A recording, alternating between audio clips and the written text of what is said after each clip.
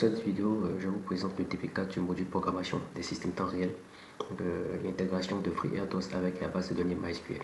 Ce TP est assez différent des trois précédents. Il ne s'agit plus seulement d'un lancement interne à FreeRTOS, mais d'intégrer un système externe non déterministe, c'est-à-dire un serveur MySQL dans un système temps réel. Donc le scénario ici est la supervision d'un four industriel. Donc des capteurs de température simulés par un script Python qui dépose leurs mesures dans une base MySQL.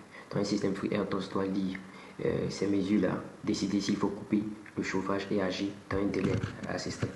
Donc le problème central, une base de données n'est pas par nature garantie aucun temps de réponse borné. Donc d'où le réseau, il y a un verrou aussi de concurrent, il y a aussi la charge du serveur. Donc en gros, comment garder des garanties temps réel malgré tout ce concept-là. Donc là, pour moi, la réponse à ce type est une séparation stricte des responsabilités en trois tâches. C'est-à-dire réduire uniquement, ces trois tâches seront réduites uniquement par des fils. Bon, quand je dis des fils, c'est des files comme des fichiers.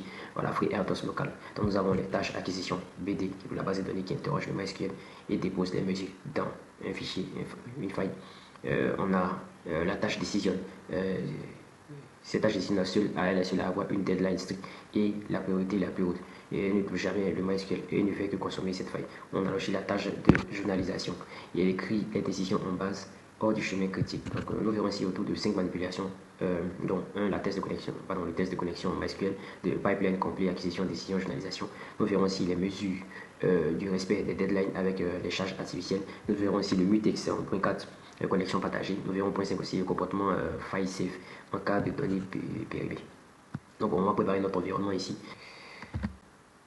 Donc je vais mettre mon mot de passe.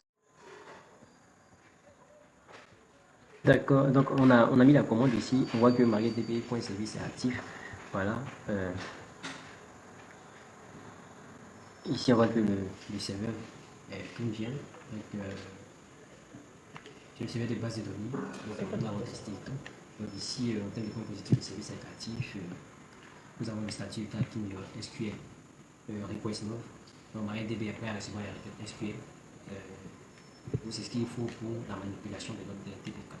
Donc nous voyons la mémoire une tâche aussi également qui est vue ici 121. Et à la ici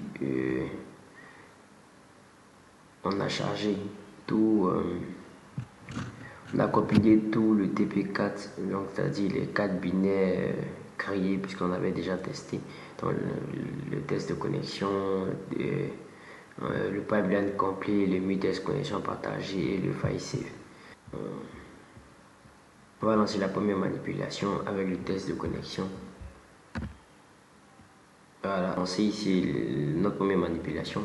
Donc ici, il y en a une tâche FreeRTOS qui se connecte à MySQL qu'on a vu là. Et elle interroge la dernière mesure en boucle en mesurant le temps de chaque requête avec le xtags get tick count. Voilà, donc on voit les différentes sorties ici. Requête 2 millisecondes, 0 millisecondes, ID, les valeurs 65, 95, 65, 73. Donc on voit un peu le tout ici. Voilà, c'est le délai de connexion et tout. Donc ici, on voit que la connexion est établie avec succès et les temps de requête varient entre 0 millisecondes et autour de 2 millisecondes. Voilà. Donc c'est exactement pour cette raison que la tâche de décision ne devrait jamais interroger MySQL directement. Donc on va tester le pipeline complet. Donc là, ici, je lance maintenant la simulation des capteurs qui alimente la base en continu. Il insère des mesures toutes les 200 millisecondes en moyenne, soit 90% des valeurs normales entre 60 et 80 degrés Celsius et 10% des pics critiques entre 95 et 110 degrés Celsius. Voilà. Continuer et on va interagir sur notre pipeline. Donc on va venir ici. Voilà.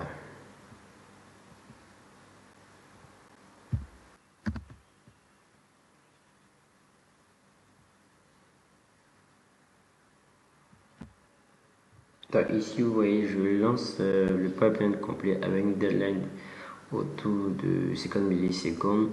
Donc, et sans charge artificielle. Donc, le pipeline enchaîne les trois tâches. On a la tâche acquisition BD qui interroge MySQL qui récupère la dernière mesure et transmet via une queue. Donc, voilà, on y trouve. On a également la tâche décisionnelle. Elle reçoit la mesure et compare au seuil critique autour de 90 degrés Celsius.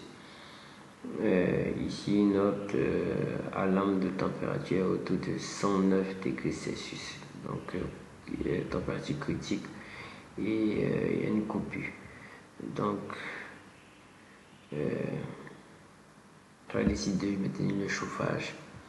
Donc, on a la touche journalisation qui écrit chaque décision dans la table de décision de la base. Donc, vous voyez l'alarme critique dont je disais ici.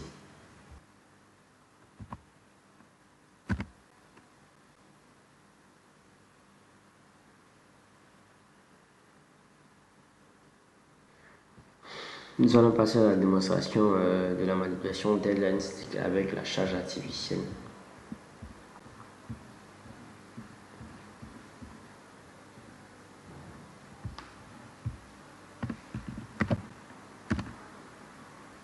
Voilà.